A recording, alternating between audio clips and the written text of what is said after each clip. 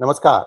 Hello and welcome to PGurus channel. I'm your host Sriya. Joining me today is Srikumar Kannan as we discuss the poll announcement dates as well as the upcoming polls in 5 states. Let's welcome Srikumar Kannan ji. Srikumar ji, namaskar and welcome to PGurus channel. How are you, sir? You are muted. Srikumar? Yeah, Yeah, thank I'm you. fine. How How are you? about you? Yeah, thank you. I'm doing well, and so viewers, the dates have been finally announced, and we are also going to talk about some developments in Tamil Nadu. That's going to be probably the main thrust because everywhere else the alliances are already set, except in Tamil Nadu.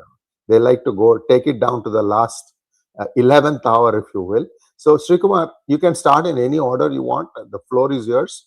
And a small request to all of you viewers. I know we are all following Iran war, but this is equally important. This is the battle for dharma. Over to you. Yeah, good evening, viewers. And now the match is already set that the five-state election, actually four states and one union territory, the election schedule are out. And from April it starts. And except for West Bengal, the other states, Assam, Kerala, Puducherry, Tamil Nadu, they are all going for a single-phase election. And Bengal is going for a two-phase election. And after 29th, the election process is the voting gets over. The counting starts on 4th of May. So that is a schedule as released by the Election Commission. The moral code of conduct has come into force as soon as the Election Commission has announced the dates. So if you want the order in which the polling discussion has to be taken forward, I will start with my own home state. I'm hailing from Tamil Nadu, so I'll start with Tamil Nadu. I will go to Kerala, the adjacent state. Then we will go to Assam, and also we will finally cover West Bengal to have a more interesting scenario.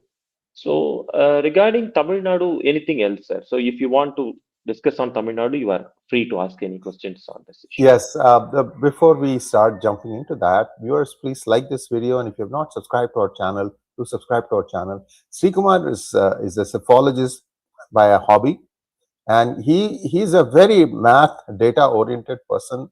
What you're going to hear today may not be exactly what you may be expecting. At the same time, it has the strength of data behind it, and both of us follow JVC Sriram Seshadri, some of the more serious Badri Seshadri, all some of the serious pathologists who do their math not based on a bias, but they look at the ground and they come up with their projections. Over to you, Srikumar. Yes, sir. Thank you very much for the compliments. And regarding Tamil Nadu, let us all, when we come across the Tamil Nadu, there are two main players. So one is the ruling Dravidian DMK, that is the Dravida Munnetra Kazhagam Front, which is going to elections with its own old set of allies and some more extra additions to that. It will includes the Vijay party. And the second one is ADMK, which is a principal opposition party. It is in alliance with the BJP PMK. And the third one is actor Vijay's party. And it started with a much, expectations, fanfare, excitement, entertainment, everything. But the sheen is slowly coming down. That's what I observed. And the fourth is the Nam Tamilar Kachi, which is a fringe party. At the same time, they are not into, the very big ambitions or political calculations. They just want to exist. They want to increase their vote share. They don't have a very big political ambition of, you know, uh, coming to power or increasing their MLA strength, nothing like that. So this is the present scenario of Tamil Nadu is concerned. So DMK as such is facing this election with very, very big, heavy anti-incumbency. So that's what I feel. That's what I have discussed. That's what I observed. Uh, so, so wherever it is, be it any front, be it in economic front, be it in social welfare sector, be it in industrialization, be it in law and order, or internal security. So there is a palpable anti-incumbency which is staring at the face of the MLA candidates of the DMK. That's what I feel. But the real catch 22 scenario here is, so whether the benefits of such anti-incumbency can be fully harvested by the ADMK. That's what remain the main criteria.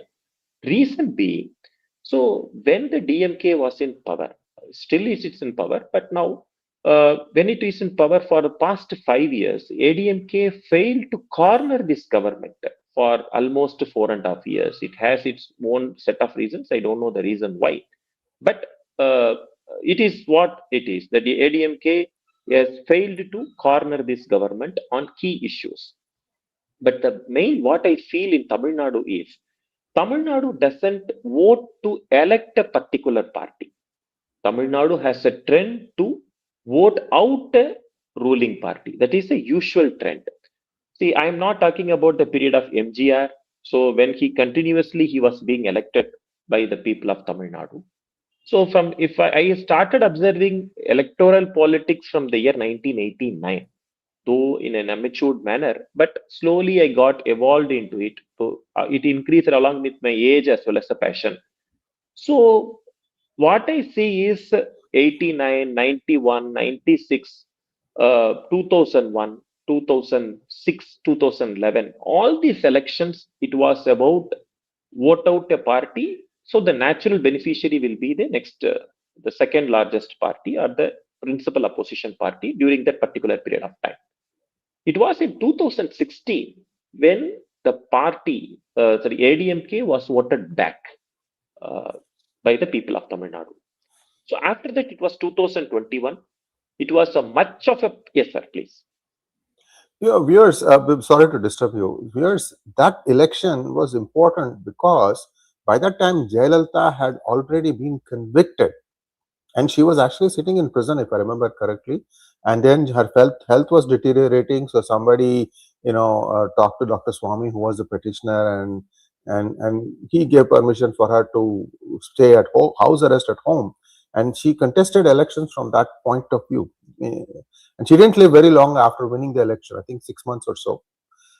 That's important, that even though she was convicted of corruption, she still managed to come back to power. Over to you. Yeah, because the 2011 was seen as as a historical moment by the people of Tamil Nadu. We can say the replica of what it is happening in Tamil Nadu of 2021 to 26. Same, we can relate it back to 2006 to 2011. During that time, there was a similar situation, palpable anti-incumbency. There was a misgovernance in electricity sector, in law and order, in so many issues. So people were seeing Jayalalitha and ADMK with high hopes in 2011. And when Alagiri challenged Jayalalitha that she can't come to the soil of Madurai to to have any Janta Darbar or whatever it is, a public meeting there, she took up the challenge and she went to Madurai, and it was a huge crowd in the runner-up to 2011 election, and that was a turning point. So people reposed their faith on Jayalalitha's leadership, and they thought, so yes, this is a time to vote out the DMK government, and only Jayalalitha has the capacity to do so. And it happened. In 2011, it was a bigger mandate for Jayalalitha. And 2016, because of the flood and other issues, due to her conviction, due to her health issues, she was not very much active in politics. I mean, not very much active in, public, appearances. So during those times, the 2016, she was able to get only a comfortable majority, if not a very sweeping mandate. But in 2021, the DMK won the election through its propaganda machinery, the media, the journalists, who began to blow up issues out of proportion. And the people of Tamil Nadu also were missing a leadership like Jayalalitha, and they had no option but to fall as a victim to the propaganda by the DMK. So, but the DMK's propaganda couldn't last long. If you see the peak of its vote share, it was in 2019.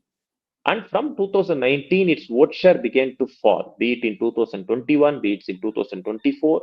And even now, in the runner up to 2026 election, if you see, the DMK is pulling even small parties to its side because of its lack of confidence to win the elections.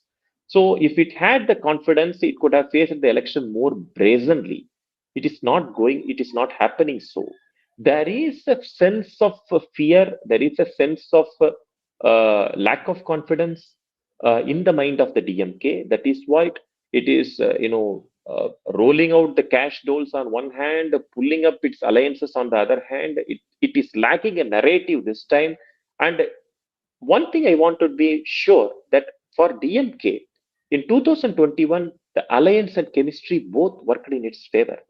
But this time, other than anti incumbency, though it has got an arithmetic, but it lacks chemistry. It is prolonged seat share demand with the Congress. It's a strained relationship with the Congress and left parties. It lack of understanding with the other regional parties, including Thirumavalavan's party. I think it is going to cost more this time for DMK. And coupled with anti-incumbency, I feel DMK will find it very, very difficult to cross over the bridge of power this time. Thank you so much. So, viewers, we have been looking at this TVK possibly aligning with the NDA. And see, the interesting situation there is they looks like they are asking for, they'll ask for 100 seats. Well, what's not? I mean, if you're not going to get, might as well ask a very high number. I don't know what they are asking for, but the thinking in ADMK or NDA, I should say, is that maybe they'll give them 15 to 20 seats, enough to feel like, oh, they have a big chunk. And whether they'll be able to participate in the government, I'm not so sure. But the TVK aligning with NDA, this is the question I have for you. TVK aligning with NDA. See, it's actually not Vijay, it's Joseph Vijay. And reliable sources have said that this guy is being propped up by funding from the church. Now, church funds many parties, including Sebastian Simon. You said about Nam Tamilar Katchi. It also funds VCK. Okay, when I say funds, it is alleged to have funded because these things are kept very secret. That's one thing that I don't like about India's politics, but what can we do? So, alleged funding of 3 or 4 parties in Tamil Nadu by the church. Church has this 150-year plan that they can hive Tamil Nadu and parts of Sri Lanka to create a Tamil republic. It's been going on for a long time, and I think it has been stopped, but it has not been reversed. You understand what I'm trying to say? I'm very carefully using my words to say this thing. So Joseph Vijay is a new entity. These other players have been around for a while. They would have constructed allegiances like, okay, this particular community of Christians in this particular village, they will only vote for me. Thirumavalavan can claim like that.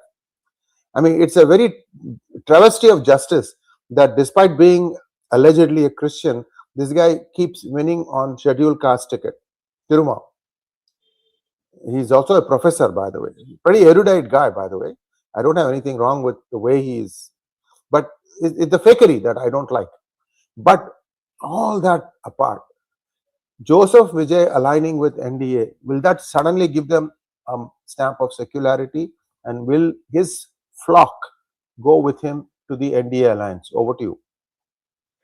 Yeah, the interesting scenario of TVK, the Tamilnaga Vetri Kazhagam of Joseph Vijay, what you are talking about. So, with much fanfare, he started the election campaigning in Vikravandi a couple of months before. But if you say the momentum, it was not maintained the same way where it was in Vikravandi in northern Tamil Nadu. It slowly deteriorated. It went into controversy when more than 40 people lost their lives during an election rally in Karur district. And later, it was not going in the way he thought of. First, he thought that he single-handedly can handle the election using his popular image. Later, he thought that there will be an alliance in his leadership. It didn't happen. So he thought that when he started the party, there will be floodgate open, particularly from the ADMK side. So many people will come and join the TVK, particularly from ADMK, except for Sengottayan, no one came. No high-profile party member came from ADMK. And even smaller parties, fringe parties, or also even letterhead parties are not coming to accept his leadership. They are hesitating. So if you see, the TVK is losing its charm. So why this the so-called news is coming up or being propped up, or whether it's happening, so I am not sure about it. That it is contemplating to join the NDA, not to strengthen the NDA, but it's for its own survival. There is a trick here. If he joins the NDA, how many seats the Edappadi will accommodate? Because there is a bit of issue here as far as this alliance is concerned. The present alliance, though it is very small in number, which is having Dinakaran of AIMK, Ramadas, Anbumani Ramadas, as well as the BJP with ADMK, and some smaller parties including GK Vasan. Though the number of parties are less, but it has its own foundation base. If you see in Kongu region, BJP is giving a helping hand. In northern Tamil Nadu, it is PMK is giving a helping hand. In southern Tamil Nadu, it is AIMK will be giving a helping hand. So it is more or less in a good shape.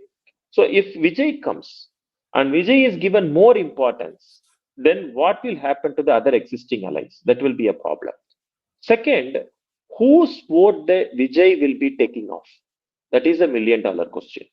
So earlier DMK thought that Vijay is breaking only the anti-incumbency votes. That means automatically he is taking out the ADMK votes. But slowly he began to realize that Vijay is harming more DMK than ADMK. So I'm taking you back to one electoral history. It was in the year 2018. Raman Singh, and it's about Chhattisgarh. Raman Singh was ruling Chhattisgarh from BJP. The opponent was from Congress. And from Congress, uh, Ajit Jogi, he split from Congress and he started his own party. Everybody thought that the anti-incumbency vote got split and BJP has an upper hand. But it was a reverse actually when it came to the actual results.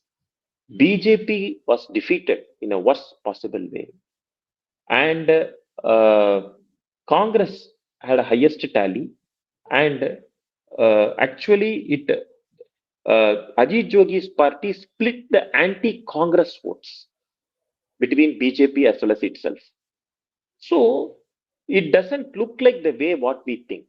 According to me, Vijay's party attracts more DMK votes.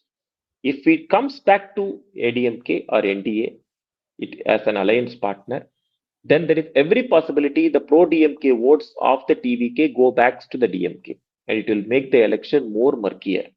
So what I feel, so Vijay is planning to come not for the parties or the alliance as such, but for his own survival, because he could have one more thought in his hand. One more thought he could have thought, because if DMK comes back, then what could be his future as far as his movies are concerned? Because the DMK is slowly and surely but surely controlling every sectors, be it journalism, be it film sectors, be it everything. So he could be thought for his own safety, it is better to take the shelter of NDA. But whether it is going to work out, I don't know, because he will ask for 100 seats, and it will take time for Edappadi to, because being the elections dates are announced, the dates are very close. And one more thing is, after victory, he will claim that because of his own presence, the alliance got success. So all these things are there. So I don't think Edappadi will, welcoming TVK at his terms, at TVK's terms. Probably, as you mentioned, he may accept TVK in his own terms, in Edappadi's own terms. If he comes, then he may accept. But we have to wait and see. He will wait for time because he wants the desperation of the TVK to grow and to come to alliance in its own set of terms. Srikumar, I have been given some information, very reliable, about what ADMK wants to give for its partners. According to a very reliable source, I won't name that person, ADMK wants to contest in 134 seats, at least 134, because total seats are 234. They want to leave 100 seats for the others. Now, if you say 100 seats for the others, who are the senior partners there? BJP has proven on its own that it can get at least 11% vote, and that's only going to go up at the state level. Plus, there will be some chemistry also. So BJP, between BJP, Patali Makkal Katchi, AMMK, and now TVK, those 100 votes have to be split. Why ADMK wants 134 is they believe that if they have 90% strike rate, you do the math, viewers, they'll be able to form majority on their own. Something you always think like that. The majority party will always think like that. Only BJP is an exception in this.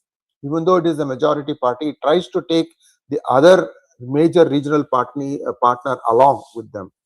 50-50 fights and things like that. Maharashtra, Bihar, and so on and so on. You know that. So in the 100, just give me a hypothetical split. How you think it will be split? No, I don't think TVK, because of TVK only this 100 math has come. Otherwise, it could be around 160 for ADMK and the rest of the seats for the alliance partners. Because of since the TVK is coming up, there is according to a speculation. I'm not sure about it. The 100 seats is now going around. So if it is there, then it will be around 20 to 25 seats for TVK. And around 20 seats to 25 seats again for BJP, 15 to 20 seats for PMK, less than that. AMK will have around 8 to 9 seats. And the smaller parties will have around 5 seats, and the rest of the seats by ADMK in its own symbol. That's what I feel so. But I don't think because of the TVK's presence will make the problem for NDA more. Starting from seat sharing, not only for itself, but for the alliance partners.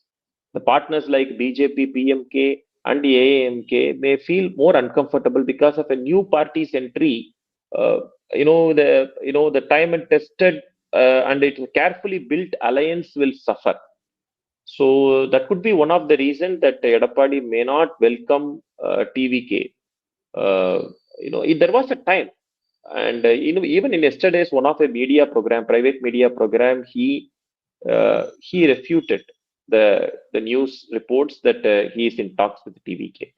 And today, since the election dates are announced, I don't think it could be that much easy TVK's entry into NDA. Also, one of the thoughts about this is that BJP wants to open its account in Kerala. We'll go to the next state because we have been spending a lot of time on Tamil Nadu already. 23 minutes. In Kerala, BJP wants to open its account, but not 1 or 2, but perhaps 5 to 10, and they want to get in Tamil Nadu, I think between 10 to 15 seats. And the diktat, I won't even say a request, it's a diktat. The reason I'm saying that is because sometimes number of seats to contest might be meaningless if you are given the seat in a place where you don't have a presence. I'm talking about BJP, for example, right? That's what happened in 2021. They got a lot of seats to contest, but their strike rate was low, poor, because they did not get the places where they were strong. And I think this time, what has been happened, the thing has been turned. Said, whatever be the thing, my bottom line has to be 15 seats win. BJP has to win 15 seats. This is what my sources tell me. So, ADMK, you are the captain, but this is what you need to make it happen. This has been a very clear-cut thing. If you don't, there's a story that let's not go into that. So what I'm hinting here is it's just as important for Edappadi also to win this time at any cost. Viewers, please open your ears and hear what I'm saying. Edappadi's future also hangs in a balance. Shashikala wants to have her own party. Whose vote she wants, she's going to take, nobody knows. Her nephew is, not nephew, but her nephew. TTV Dinakaran is her nephew. So that guy has his own presence. The guy is a pretty good speaker, by the way, viewers. He can really wow you. and he also mimics other other leaders. Pretty funny guy. I mean, you got stuff, and it also holds the audience. These are all important things. Where it's a neck and neck race, these things will tip it in favor of NDA. So my question is, let's the last question, and then we can go to Kerala. So, what are your thoughts? Don't you think it's also a tough thing for Edappadi that if he loses again, then the party also will go away from him? Yes, I feel so. Not exactly the party will go away from him, because the ADMK, except for one term, it has not been out of power for more than one term. If you see its own history, be it in Right, MGR's right. time or Jayalalitha's time, only one term it was out of power, not in a successive two terms. So it was a power which keeps a party alive, unlike the DMK. DMK, it was out of power for multiple terms, be it around more than 13 years during MGR's time, or successive 10 years during Jayalalitha's and Edappadi's time. So it has stomach to be in opposition. DMK is concerned, but ADMK is not so. So it is the election for Edappadi to win, and if he misses the bus, then it is a difficult part for him. So that is why he realized the practical scenario. The alliance with BJP was made 1 year before the election, and PMK Anbumani Ramadas and even Dinakaran. And he's, as rightly mentioned, he's a nice person within in an media articulation is concerned. He can Yeah. articulate his viewpoints in a very nice way. That even that most tough topics he can handle with ease. And very rarely you will find such a political personality in Tamil Nadu, and he is one among them. Thank you so much. Now let's take a look at which state do you want to go next, West Bengal or Next, Kerala? we will go to adjacent state, which is Kerala. Yeah, go for it. Yeah, no, see, Kerala, it is actually the real situation difference is the Pinarayi Vijayan, LDF, is suffering from double anti-incumbency, because he was in for power. He's in power for next. He was successive two terms. Next is this is third term. It is for the UDF to win the election. And going by the local body election results, UDF has an upper hand. But there is a catch here. It was perceived that the UDF will have a very good sweep during the assembly elections. But the news reports are coming from Kerala that it is not going to be as easy as they thought. LDF is giving a very, very good fight, not only from the media like Matrubhumi and other channels or news reports, but even from my friends who are there in Kerala for a long time, from their own sources and from their own experiences. I am getting the feedback that LDF is giving a very, very good fight as far as this assembly election is concerned. When it is coming to parliament, it is always the UDF which is having the last laugh. But when it comes to assembly, don't know the reason, but how they are able to turn around the sentiments in Kerala.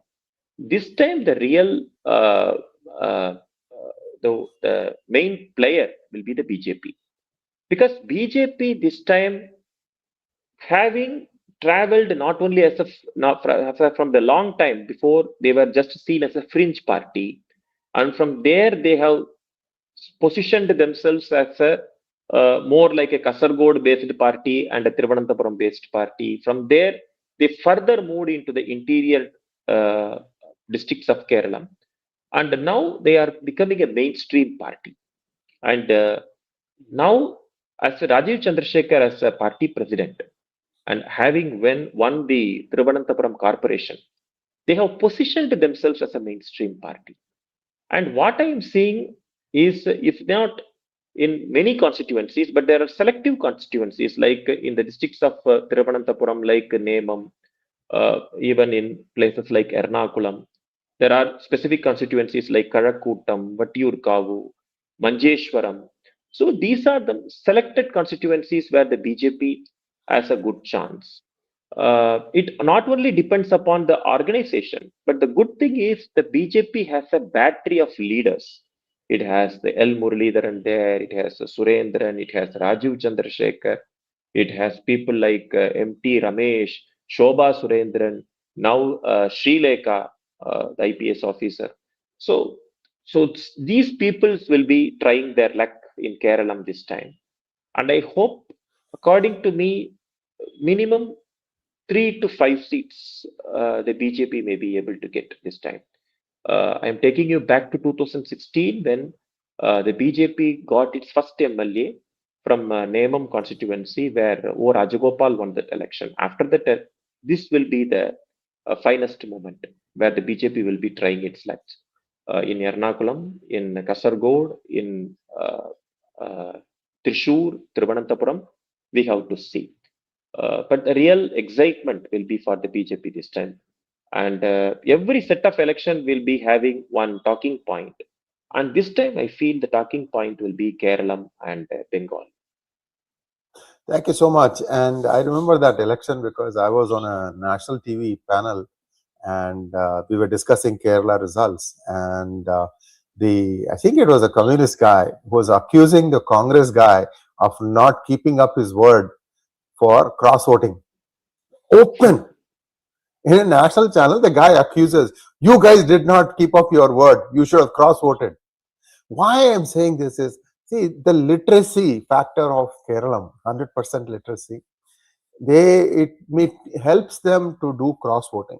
They are very, very tight about this because there are so many small parties in both alliances, Kerala Congress, I think KM Money I faction. Go ahead. I think probably that candidate could have been Shivan Kuti, who contested against O. Rajagopal that time. Yes. Yeah. So all these people, right, they all have like 10,000 votes here, 15,000 votes in this constituency. Everybody has to be taken along. So all these things work only if the overall math matches and they all say, okay, you do this, I'll do this, you do this. This kind of a complicated math used to be there. Now there's a new player and the new player is totally different.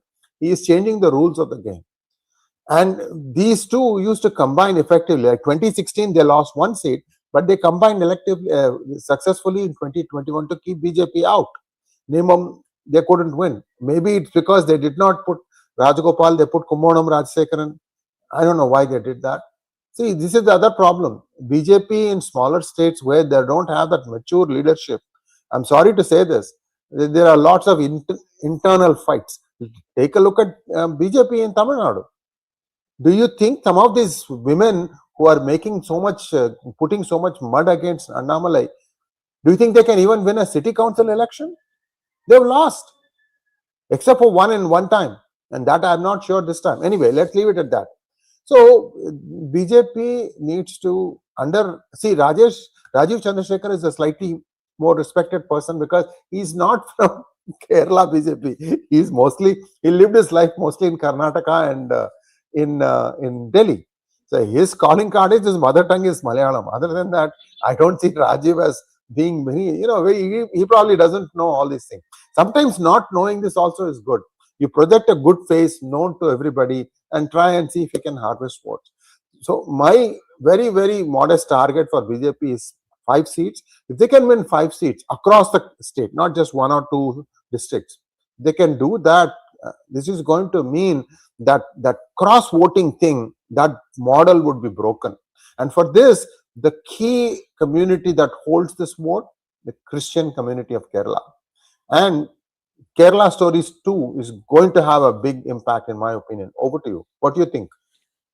Yes. See, actually, Rajiv Chandrasekhar, to add up, so I wanted to add one more point. After Rajiv Chandrasekhar's leadership, I could witness a united BJP, though they may have so many apprehensions between themselves. Unlike the earlier leadership of Shobha Surendran, K. Surendran and others. So now I can see the murmurs are very less. They are putting up a united face and they have chosen their constituencies. Each one, they have chosen their constituencies and they started targeting them. And I feel this time the luck will favor more to BJP, considering the fact that Keralan people's perception about Narendra Modi also has undergone a change. be it anything, be it infrastructure issues, or be it the helping hand extended to the Gulf countries where most of the people from Kerala are working there. So we have to see how it transforms. But the best time for Keralam BJP is the 2024 election, where it won its first Lok Sabha from Thrissur, and next Thiruvananthapuram Corporation in 25, and now we are seeing 26 is the assembly elections, where it is supposed to get the maximum number of seats in its history of electoral arithmetic.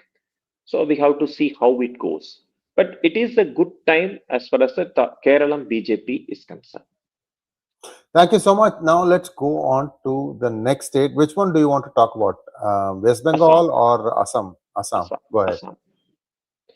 Yes, Assam is, until some time before, the Congress was really doing well, not to that extent of overthrowing the Himanta Biswa Sarma led BJP government, but it was giving a very good fight until a couple of months before. And what really happened was, uh, Himanta Biswa Sarma is basically a political animal, I should say. He has the acumen of the strong politics. He has the capacity to make friends, smaller regional parties, build up a very cohesive alliance with the Assam Gana Parishad, with the Bodo People Front, the UPPL, which is a new political party, and selecting the key candidates, because he has a clarity of thought. There is 126 assembly constituencies in Assam.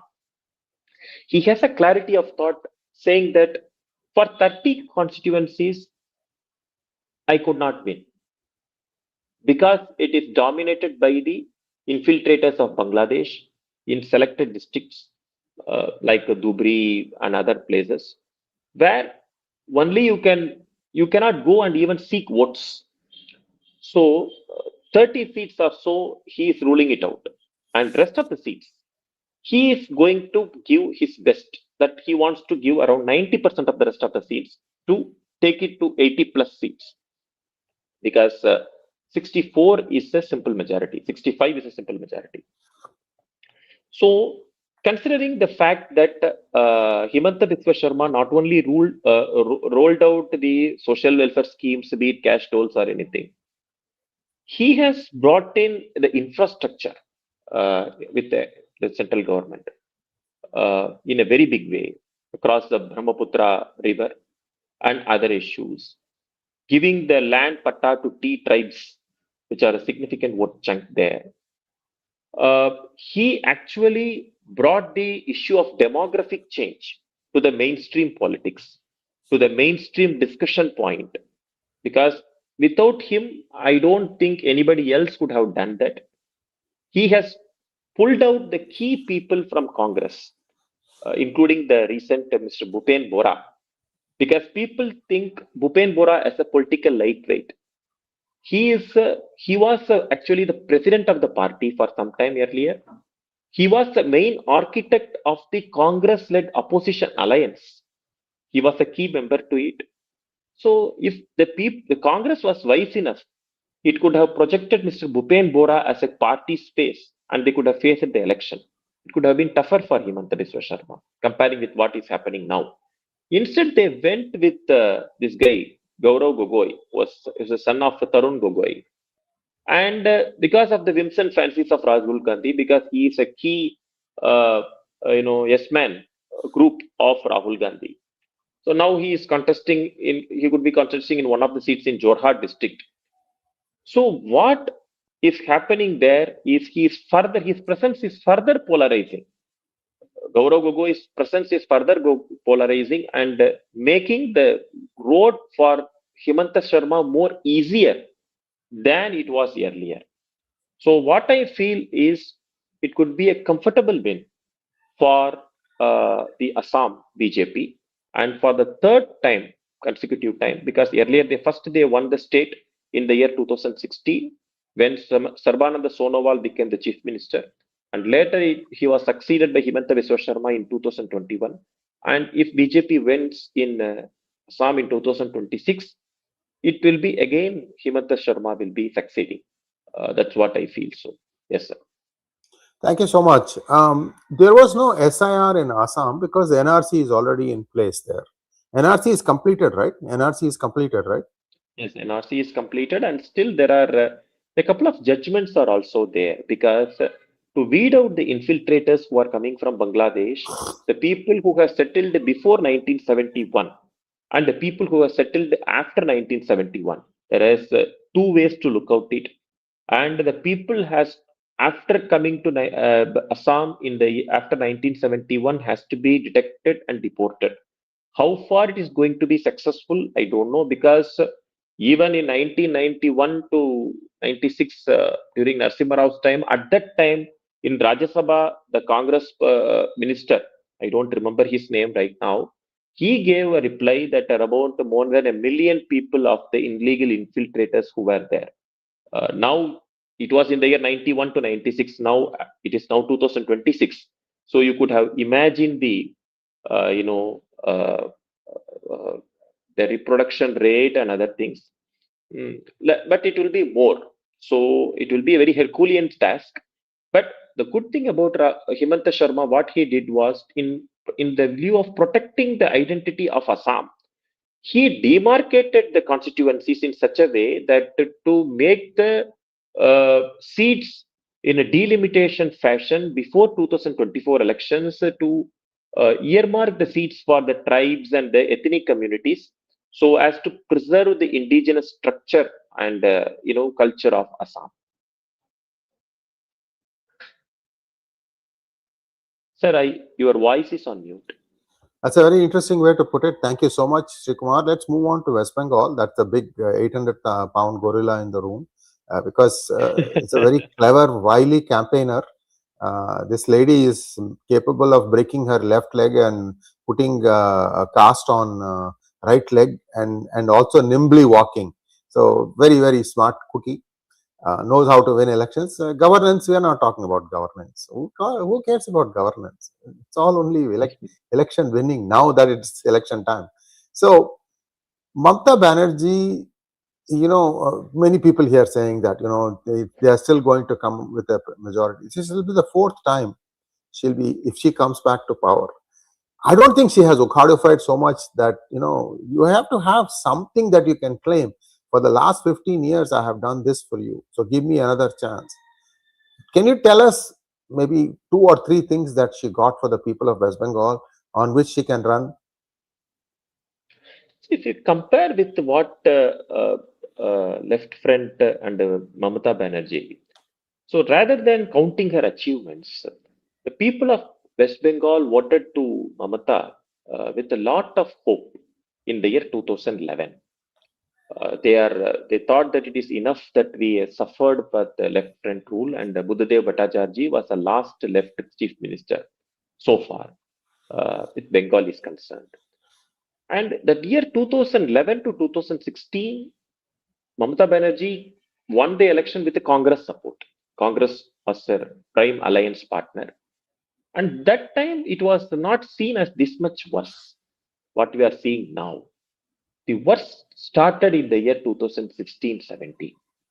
And that the degeneration of Bengal's political landscape under Trinamool's rule, it has begun to touch the new heights after the run-up to 2021. And from 2021, because when I was observing 2021 elections and I was discussing with some of my friends in Bengal, I checked with them, asked them how could be the result in 2021 assembly elections. They said that though there is an anti-incumbency, there is no hatred or anger against Mamata Banerjee. So, and BJP is also not a party with the grassroots organizational structure. So it is difficult for the BJP to overthrow Mamata Banerjee. That was their claim at that time, and it also became the fact. It became the truth. Later, what happened? The real challenge for Mamata Banerjee in 2021 was the BJP was in disarray. It was comfortable position for Mamata Banerjee. Until 2024, it was like that. Post 2024 situation, the BJP began to adopt multi-pronged strategy. Number one, Multi-pronged. Yes, multi-pronged strategy, sorry. And it was not a single phase, uh, centric election so that it will affect the dynamics of its own internal party structure. Second, 2021, it was more seen as a Delhi-controlled election. Trinamool Congress began to campaign that it is a Delhi-controlled BJP and any chief minister will be a Delhi-controlled guy. So it was easy for her to convince the people. This time, very rarely you will find Amit Shah visiting West Bengal. The election campaign strategy are being held at a very local level by the set of leaders who are available with them. They may not be enough to take on Mamata Banerjee, but at the same time, their the strategy is very much at a local level. The RSS is giving a very big helping hand this time, unlike what they were doing earlier. This time they are doing it a very big way. Unlike last time, they are not going to give tickets to people from Trinamool Congress. So the biggest blunder did by the BJP during 2021 was taking up all Trinamool Congress guys and giving them, awarding them ticket at the behest of a person called Mr. Kailash Vijayvargiya. Because the people began to think, if I want to vote for the BJP, I will be voting for the same Trinamool Congress guy who was pressurizing, who was actually suppressing them this much time. So he will become, instead of a Trinamool MLA, he will become a BJP MLA. So why should I vote for him? So unlike that mistake they did last time, this time I think that the winnability factor on one side, but the committed party workers will be given tickets. So last time even BJP workers refrained from asking for votes for West Bengal BJP candidates because they are actually Trinamool people who are in disguise with BJP tickets. So that mistake is not going to happen now. And this time there is a palpable anti-incumbency. There's a huge anti-incumbency I can find. Rather than the rural Bengal, it is now simmering in urban Bengal also. And that is that is being a discussion point that is happening in even in the point in a discussion in small towns. And even if you see what happened yesterday in the brigade parade ground, it was not just numbers. See, Prime Minister Modi came for the campaigning, and it was the brigade parade ground was full of people. It was a packed venue, uh, unlike the earlier times. Because I still remember in 2013 when Varun Gandhi was in charge of West Bengal BJP, and when Modi came for election campaign there, he himself, Varun Gandhi himself, admitted as a general secretary of the party that not more than 40,000 to 50,000 people assembled in that parade ground.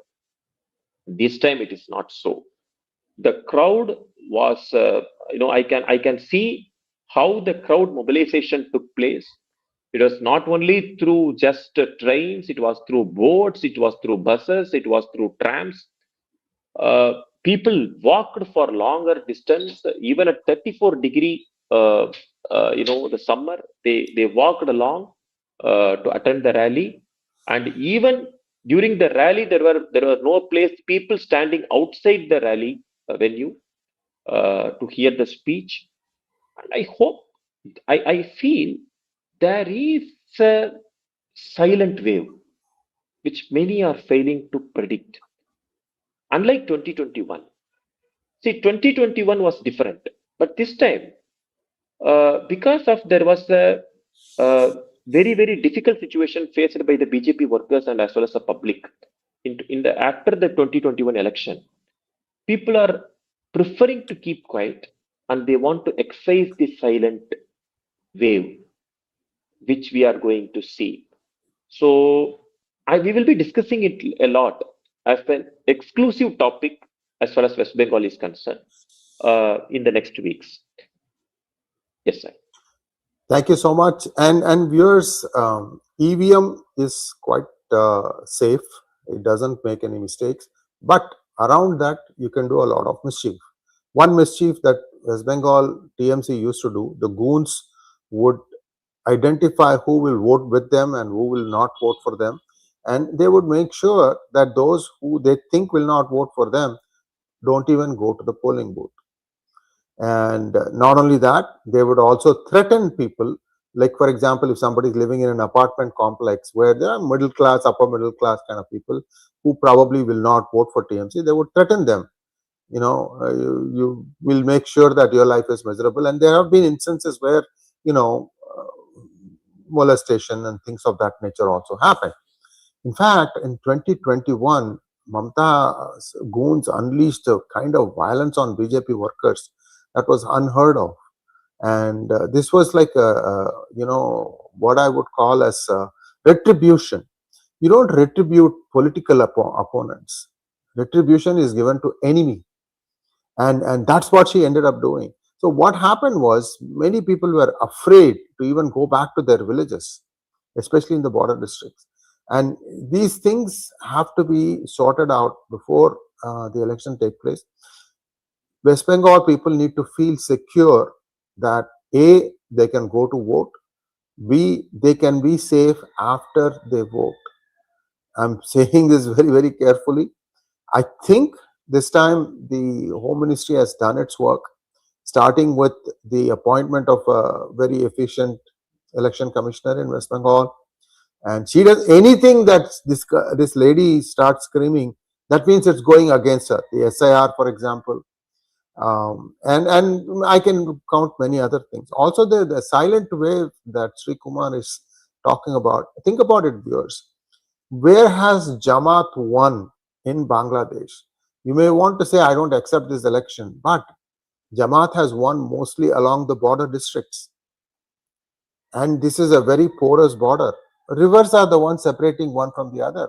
You get a paddle canoe and you are across. It's not easy. So, it's not easy to stop them from coming, I should say. So, the people living in West Bengal will know. Today, we may be safe, but tomorrow, who knows? So, I think that silent wave needs to also speak with a very strong voice that you got to make sure infiltration can be completely removed. It is possible. It's not that it is impossible.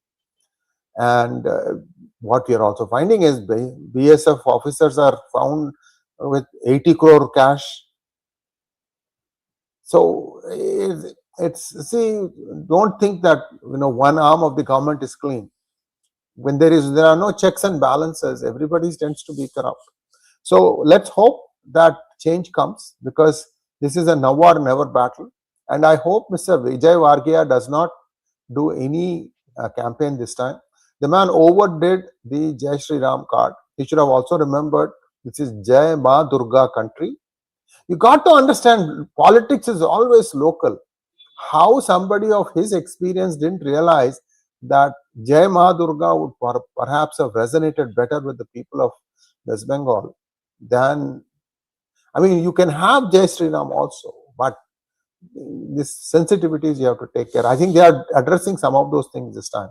Thank you so much, Srikumar. There are a few questions from our viewers. Let's take them now. Please. Sriram says, Assam, Puducherry, TN BJP alliance is having edge to form government. West Bengal, 3 digits. Will BJP Kerala also get good seats? We talked about this. Is there anything you would like to add? Puducherry forecast, maybe? Yeah, Puducherry, I think even that ANRC, that is Rangaswamy's party is in a slightly better edge than others. But we have to wait and see, because I have to get a complete picture of Puducherry. As far as now, NDA is in a better shape. Sai wants to know, JVC's analysis clearly shows that NDA is winning with or without TVK. Why give life to an anti-Sanatani party? It all depends. That's what I mean to say. I even share the same opinion of JVC. In fact, we are both in the same page as far as this issue is concerned. That TVK will not add up much for the NDA. There is only one area where the Chennai, Chengalpat, Kanchipuram districts where the TVK has a better presence, they may add to NDA. But the improportionate seat demand may cause the problem. That is the only thing. I don't think with or without TVK, the NDA could perform better. That's what I feel. Thank you so much. Next question, please. Akash wants to know, why is BJP not putting president's rule in West Bengal? Why is BJP not interested in Telangana? While guarantees and Rohit Vemula Act backfired for UDF. No, actually, Telangana we will discuss later. As far as Yeah, Bengal is concerned, yeah, Bengal is concerned, if you put any president's rule or anything, Mamata Banerjee has a unique capacity to turn it as Bengal versus a center, because correct. there is there is there is every possibility that if you take the political landscape of West Bengal, except for a few moments, because after Siddhartha Shankar Ray, it was completely a left front. And except for a brief period of United Front government between 96 to 98 and UPA government between 2004 to 2009, that uh, the West Bengal state governments were always against the loggerheads with were always in loggerheads with the central government. So that becomes the political culture of that state. So the mindset itself has been turned in that way. So any small strategic mistakes, if you do, it could go against. So that could be the probable reason that the center is not contemplating to go as a president's rule. But at the same time, we cannot rule it out that unlike 2021 situation, if it arises, the situation will not. The situation may warranty also a president's rule. That's what I see. And even I have taken the Prime Minister's speech yesterday in a very strong sense, because yesterday he has spoken a detailed way, uh, and he has specifically wanted to target those TMC people, and he has not forgotten that. So we will be taking it in a serious way. Yeah. Thank you so much. Next question. Can BJP in Tamil Nadu go without TVK? Jagdish Bose wants to know. Before you answer, one question, one small information. Viewers, today morning, I had a very long conversation with Daily Punch Arun Kumar about TVK, about the pluses and minuses of TVK being part of NDA. Very, very detailed. Those of you who can understand Tamil, please watch that, because Arun Kumar has a very incisive way of putting things. And he's somebody not in this group of JVC, Sriram and Srikumar Kannan. I thought people should listen to Arun Kumar. We both did not agree on many things, but that's what makes for a good conversation. If everybody says one way and the results turn out to be something else, then it's not very good use of your time. So please do watch that one. Over to you. Please answer this question. Yeah, as far as it will be a difficult one for T and BJP to compromise with TVK, and equally difficult and embarrassing for the TVK also. That's what I mean to say, that it will face difficulty to gel together, and any alliance it may jeopardize at the last moment. We have to wait and see, because TVK as such, it is not an established and organic political party. It is like a fan club revolving around one movie star, and very hollow in his political thought process, ideology, and future plans, everything. So having such a person will not add much to this alliance, because the parties are very seasoned, established political parties, be it DMK, be it ADMK. So I would allow better it for the TVK to find its own course of political luck this time, because that will only portray them, how serious are they and how much a party can perform if they do in this way, in a non-serious manner. Next one, please. Oh, interesting thing about TVK. These guys are Christians, Joseph Vijay family, but his father, his mother, they'll always go to the Balaji temple and they'll have some pictures taken, videos taken, all that play up. Recently, I heard even his girlfriend, what's her name, Trisha Krishnan, she also went to Tirupati. Is it true, Srikumar? I don't follow, because I think I saw that picture. Same yeah. thing. There is one agency, I think, which covers all movie stars going to Tirupati, and everybody is featured very prominently in that. Let's move on. I mean, these are all, I don't know. We don't get swayed by them, but maybe some people do. Next one, please. Humayun Kabir will make inroads into Mamta votes? Yes, that's what I feel. So there are some couple of seats. Unlike last time, if you see in 294 seats, the BJP won around 77 seats, and rest of the seats by the Trinamool Congress. This Humayun Kabir's party, there is a party called ISF is there. The Congress this time will make around 4 to 5 seats. That's what I feel. So Adhir Ranjan Chaudhary himself will be contesting this time. So if you see the what share of the Trinamool Congress will come down, because if you see it was one and only BJP with Trinamool versus BJP last time, but this time small minor players are also going to come up, and ISF and parties, they are going to have their presence in some of the districts like Malda, North Parganas, and Congress will have its vote in Murshidabad. So we have to wait and see. I want to have an exclusive program for Bengal, Yeah, let's district do that. wise. Let's do Yeah, that. with and PGurus, in which we Whenever can analyze we in a can do it detailed way. next week. We can do it next week. Yeah, Also, let's get back the Hindi program also. Srikumar will do the Hindi also from here on for the next few weeks. So I think Srikumar's Hindi program was supposed to be Thursday at 9:30, if I remember correctly. yeah, Sunday yes, 9:30 or 9. Today we started a little early. Is Sunday evening Srikumar and also Thursday evening Srikumar in Hindi. So thank you once again, Srikumar. There's one more question, and then we can wrap up. yeah. Naveen Rattan wants to know how many seats can BJP win in Puducherry and Kerala? Kerala, as I mentioned, 3 to 5 seats, not more than that. In Puducherry, there are about 30 seats, and they may be contesting in about 10 seats.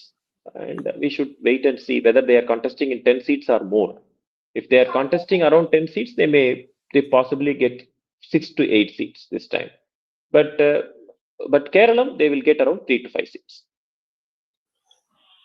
Thank you so much, and that brings us to a close of today's program. Please like, share, and subscribe to our channel. Don't forget to click on the bell button for notifications. Namaskar.